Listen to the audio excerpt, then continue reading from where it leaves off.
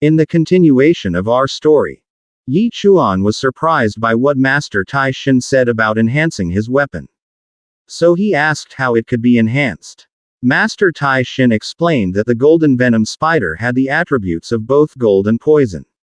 He could extract one of these attributes and refine it into the blade, giving the weapon an additional effect.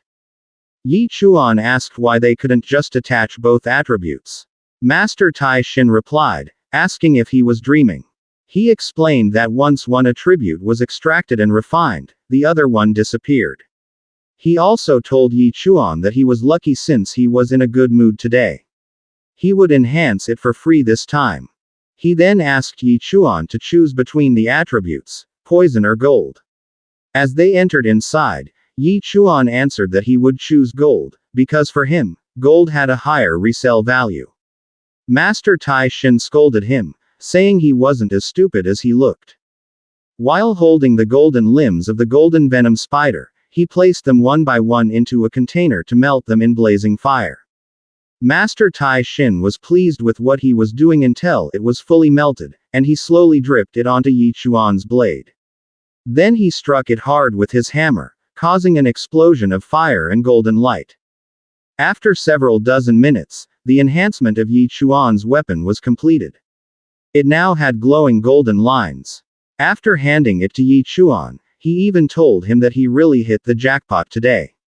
Usually, someone who requested weapon enhancement paid at least 500,000, but Yi Chuan got it for free. Yi Chuan thanked him while looking at his enhanced weapon. He thought it had become heavier. He told Master Tai Shin that it looked great, but asked what the actual effect was. Master Tai Shin explained that enhanced weapons normally activated after a certain number of attacks. For the gold attribute, it would likely be triggered by critical hits. Yi Chuan started thinking about critical hits and realized he had chosen correctly. With his system talents, his critical capability was at the highest level. Holding his dragon-slaying knife glowing with golden light, he began swinging it repeatedly in the air, leaving golden trails. Even after swinging it many times, he felt like nothing was happening yet. After many swings of his dragon-slaying knife, he suddenly stopped and widened his eyes when he saw the golden glow on his weapon intensify. Then a system notification appeared. His pig butchered blade was successfully enhanced. Blessing level 1. Passive skill. Every 9th strike would cause the 10th strike to deal 200% damage. Higher skill levels would increase critical damage and reduce the required activation count. After reading the system message, Yi Chuan thanked Master Tai Shin again. He also said that if Master Tai Shin needed help in the future, he wouldn't refuse. Master Tai Shin told him that this was the only thing he could do for him. Then he waved as Yi Chuan walked out. The scene shifted to Yi Chuan standing at the foot of the mountain where the Nine Heaven Alliance was located. He observed the beautiful scenery and the long staircase leading to the top. As he walked upward, he saw the principal. The principal immediately asked what he was doing there. Yi Chuan didn't answer and instead asked the same question back. The principal scolded him not to repeat what he said. He was there to recommend students from their academy to the Nine Heaven Alliance. He needed to see if their students would be accepted, because it brought great honor to the school. Yi Chuan just stared at him. The principal added that he shouldn't blame him for not being included in the recommendation list. After all, he wasn't from a combat profession. He also said that none of his recommended students were accepted, not even Shu Lingxuan, since the Nine Heaven Alliance standards were extremely high. After he finished speaking, he asked Yi Chuan what he was doing there. Yi Chuan said he was there for intense mountain climbing training. The principal was surprised by what he heard, saying that Yi Chuan must have reached a bottleneck in his growth, but that was normal for a life profession. The principal placed his hand on Yi Chuan's shoulder and advised him to give up the path of combat and focus on proper pig slaughtering. Yi Chuan said he understood and that he would immediately return to pig slaughtering. As Yi Chuan was about to leave, the principal suddenly sensed something from his presence. Before Yi Chuan could get far, he stopped him and asked what realm he was in now. Yi Chuan replied that he was close to the first-rank climbing pond realm. The principal burst out in shock and nearly broke into a sweat at what he heard. In just a few days, Yi Chuan had advanced that far. He thought that it was definitely the aura of the climbing pond realm. Even Shu Lingxuan, the fastest growing student under his guidance, had only just reached the 9-ranked apprentice level. Even though leveling up was easier for life professions in the early stages, it shouldn't be this fast. According to his calculations, Yi Chuan would need to slaughter no less than 100,000 pigs to reach that level. To him, this boy was unbelievable. As the principal was still thinking, Yi Chuan asked if he needed anything else. The principal remained in shock, his mouth still open. Then he suddenly rushed toward Yi Chuan, saliva nearly flying everywhere, saying he wanted to invite Yi Chuan to join the college entrance tournament. Yi Chuan almost closed his eyes to avoid the flying spit. He also asked about the college entrance tournament. Wasn't it only for the top elite combat professions? The principal shouted yes, still spitting as he talked. He explained that life professions usually couldn't qualify. Their original candidates were Lu Jinglong and Shu Lingxuan. But unfortunately, Lu Jinglong had suffered chest injuries yesterday and his spiritual power had been severely damaged. He could no longer compete.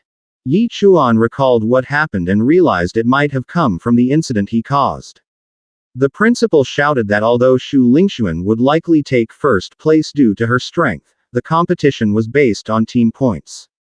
If the remaining students couldn't enter the top 10, no matter how strong one person was, they couldn't raise the school's reputation. In the end, the academy would still remain at the bottom of the leaderboard, not even entering the honor list. As Yi Chuan wiped the spit from his face, he asked what that had to do with him. The principal moved closer again and grabbed his shoulders. He told him that as long as he agreed to participate and make it into the top 3, he would give him anything he asked for.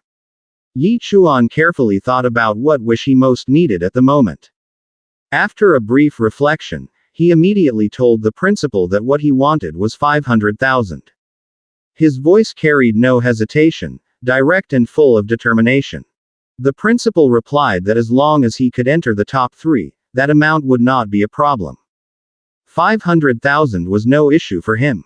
Yet behind his words, the principal thought that a profession not focused on combat, like Yi Chuan's, even if slightly higher in level, seemed impossible to dream of entering the top 3 against the powerful combat teams.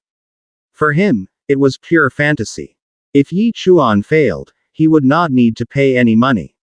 But Yi Chuan's request did not end there, for he also said that aside from money, he needed a storage-type spirit weapon. The principal scolded him, saying the boy was thick-skinned. Storage-type spirit weapons were rewards only for the most outstanding student each year. They were extremely valuable and not casually given. Hearing this, Yi Chuan immediately turned away and coldly said, "In that case, forget it." Before Yi Chuan could leave, the principal's tone suddenly changed. He quickly agreed and said Yi Chuan could have his request, but with a condition. He would only get it if he entered the top 3. Without hesitation, Yi Chuan accepted the agreement and said he understood the condition. Afterwards, the principal walked down, almost shaking his head to himself, seemingly puzzled by the courage and audacity of the boy before him. Arriving at the grand gate of the Nine Heaven Alliance, Yi Chuan observed it carefully. The gate was massive, towering, and seemed to radiate power. As he entered, he was immediately met by a muscular guard with a sharp gaze, who asked his purpose there. Without hesitation, Yi Chuan introduced himself and said he was there to see Miss Zhang. The guard laughed mockingly, saying he thought anyone could just meet Miss Zhang. But the guard was shocked when the door suddenly opened and the beautiful, alluring Miss Zhang appeared before them. Smiling, she greeted Yi Chuan, saying at last he had arrived. She had been waiting for him for a long time. She immediately held Yi Chuan's arm and invited him to let her show him the entire Nine Heaven Alliance. The guard was left gaping, unable to believe what he was seeing, and fell silent. Inside, Miss Zhang pointed out the main buildings one by one. The south tower was for residents. The north tower was the general section. The east tower was for dining. The west tower was for training. She added that the mission reception, reward exchange, and recreation were all located in the north tower. Yi Chuan was amazed and said the place was remarkable. Afterwards, Miss Zhang again invited Yi Chuan to come with her because he would now be registered, and from then on he was one of them. But before he could leave, someone suddenly grabbed his shoulder. It was Uncle Qian, with a mischievous grin. He said that at last brother Yi Chuan had arrived. He urged him to come to the North Tower Lodge, where the massage girls were the best. But a loud smack resounded, leaving a big lump on Uncle Qian's head. Miss Zhang had struck him and sternly said that Yi Chuan had just joined, so he should stop ruining him. She ordered Uncle Qian to fetch the membership gift she had prepared for Yi Chuan. As he walked away, Uncle Qian sighed and told Miss Zhang she really did not understand men. The scene shifted to the North Tower service zone, where Miss Zhang and Yi Chuan entered. The receptionist was surprised to see Miss Zhang personally arrive.